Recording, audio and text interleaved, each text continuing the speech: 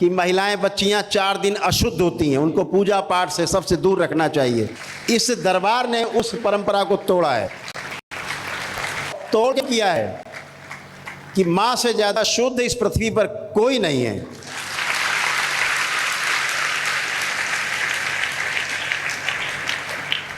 वो चाहे तुलसी मैया हो, चाहे गंगा मैया हो, चाहे धरती मैया हो, चाहे गाय मैया हो,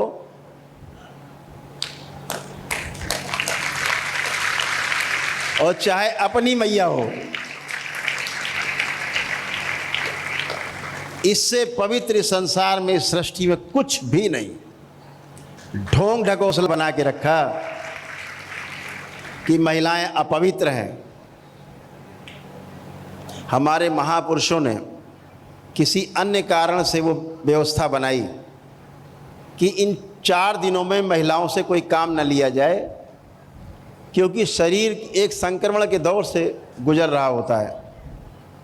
शरीर में एक प्राकृतिक व्यवस्था चल रही होती है, शरीर में तमाम प्रकार के कष्ट रहते हैं इन 4 दिन। तो उससे खाने के, बर्तन मांजने के लिए, घर के काम करने के लिए ना कहा जाए।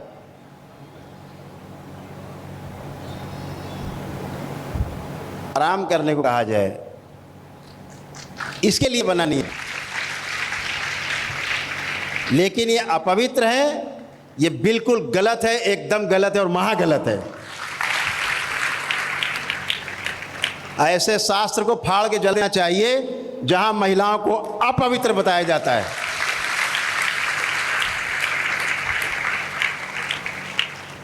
इसलिए इस दरबार ने महिलाओं को वर्ष में 365 दिवस में 365 दिवस पूजा पाठ, ध्यान, प्रार्थना, अनुष्ठान, जप, तप सब करने की छूट दी।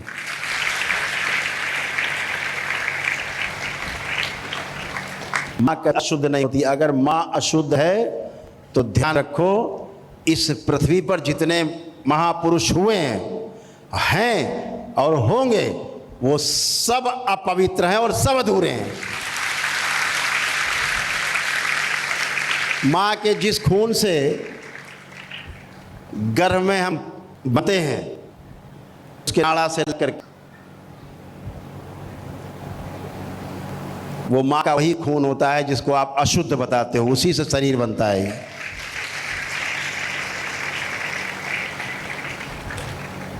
और जब हम पैदा होते हैं तो हम मां की छाती से दूध पीते हैं, जो नोच नोच के, वो भी वही लहू है जो बाद में दूध बनता है और हम पीते हैं, पी के बड़े होते हैं। दूध पीते हुए बच्चे को कि मां को मासिक नहीं होते, वो वही लहू है जो हमारे शरीर के निर्माण में काम आता है। वो वही लहू है जो दुग्ध बन करके, जो ममता के भाव से उत्पन्न हुआ रस होता है, उसे हम दुग्ध कहते हैं, दूध कहते हैं। ममता के भाव से जो रस उत्पन्न होता है, वो भी उसी खून से निर्मित होता है।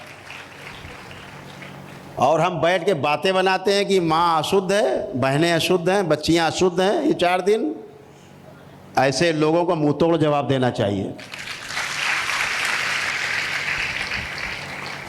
तो हमारे महापुरुषों ने नियम बनाए, इसलिए बनाए ताकि कोई उंगली ना उठाए, कोई कहे ना कि देखो कोई पड़ी हुई है 4 दिन से कुछ काम नहीं कर रही है, क्योंकि ऐसे बना दिया भाई दूर रहो काम से, काम वाम से, ऐसे बना दिया।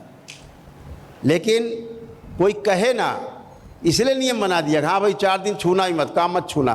तो जैसे पीपल काटो नहीं लोग कहते, पीपल सबसे ज़्यादा ऑक्सीजन देता है, पीपल का वृक्ष, तो कहते हैं इसमें सब देवी देवता रहते, काटो नहीं तो वंशनाश हो जाएगा, ऐसा कहते हैं। तो डर के मारे नहीं काटते पीपल बरगद लोग, नहीं ये भी काट डाले, सब तमाम तो काट ही डालते, ये भी काट डालेंगे, डरते हैं। तो ऐसे ही 4 दिन बनाए कि काम ना कराएं। हाँ भैया आराम करो बेटा, आप आराम करो, बहू आप आराम करो, बेटी आराम करो। लेकिन कहाँ ले गए घुमा के कि अशुद्ध है इसलिए नहीं छूने देते घर के कामकाज को। एकदम उल्टा बता दिया। अपमान, घोर अपमान नारी का। जैसे एक परंपरा है, किसी के यहाँ मृत्यु हो जाती किसी की, तो आप घर जाते हैं तो कहा जाता है जिसके घर जाते हैं जिसकी परिवार में मृत्यु हुई है, वो किसी के पैर न छुए आने वाले के। क्या हो जाता है इन 13 दिन में? तेरह में क्यों ना पैर छुए? केवल इसलिए कि घर के लोग दुख में हैं, किसी के पैर छूना भूल सकते हैं बड़े के, तो वो नाराज हो जाएगा। हम तो गए, बताओ, हमारे पैर तक नहीं छुए। परंपरा ये भी है कि 13वीं तक कोई मेहमान आ जाए, कितना बड़ा से बड़ा आदमी घर में आ जाए, उसको छोड़ने गेट के बाहर तक नहीं जाते हैं। हमारे यहाँ क्या परंपरा, कोई मेहमान आए, जाने लगता है तो गेट तक हम लोग छोड़ने जाते हैं। लेकिन क्या परंपरा बनाई कि इन 13 दिनों में गेट तक छोड़ने नहीं जाना है। इससे कोई भूत प्रेत नहीं हो जाते कहीं? बड़ा लोग ड्रामेबाजी बना के बताते हैं, इसलिए कि भूत पीछे लग जाएंगे, प्रेत आ जाएंगे, बहुत कुछ बताते। केवल इसलिए नहीं जाते, परंपरा बनाई हमारे महापुरुषों ने। एक आदमी शोक बैठा है, दुख में बैठा है, अगर वो आपको गेट तक छोड़ने जा रहा है तो उसका बुरा नहीं मानना है। इसलिए नियम बनाया कि वो दुखी है, इसलिए नहीं आ रहा है, चला गया, नहीं छोड़ने गया, आप बुरा मान जाओगे। तो परंपरा अच्छे के लिए बनती है, अच्छाई के लिए बनती है, इसलिए नहीं बनती कि कोई भूत प्रेत लग जाएंगे, कोई सोच जाएगा। ऐसे ही माताओं, बहनों, बच्चियों के लिए परंपरा बनी, ये 4 दिन उनको आराम करने दिया जाए, इसलिए बनी। वो अशुद्ध और पवित्र हैं, इसलिए नहीं बनी। इस बात का हमेशा ध्यान रखो।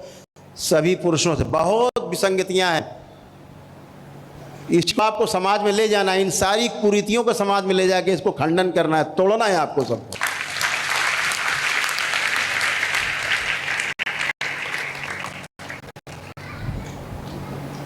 गर्भ में धारण करके 9 महीने घूमती है। हम पुरुषों से कहना चाहते, एक परमानेंट पेट में बांध के घूमो 9 महीने, तो हम बता दें आपको, पक्के हो आप।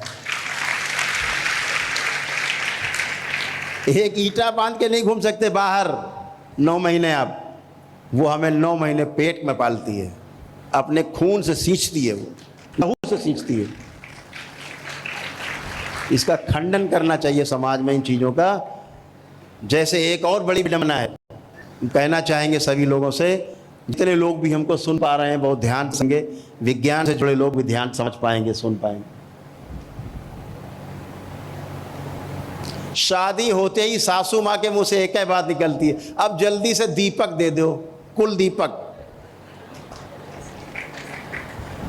ये बात अपने बेटे से करनी चाहिए कि कुल दीपक चाहिए, दीपिका चाहिए तो तब भी उसी से कहो, दीपक चाहिए आपको। आपको पता होना चाहिए, महिलाओं के लड़का हो या लड़की हो, इसके लिए जिम्मेदार हमारी माताएं बहनें नहीं हैं। विज्ञान भी कहता है, जितने जानते होंगे, कोई मेरी बात का जवाब दे देगा? कोई भी दे सकता है, इसको पता हो। इसके विरुद्ध में जितने धर्माचार्य सुन रहे हो, जितने गृहस्थाचार्य सुन रहे हो, जितने प्रवचनकर्ता सुन रहे हो, सब सुन ले ध्यान से। इसके लड़का हो या लड़की हो, इसके लिए सिर्फ पुरुष जिम्मेदार है।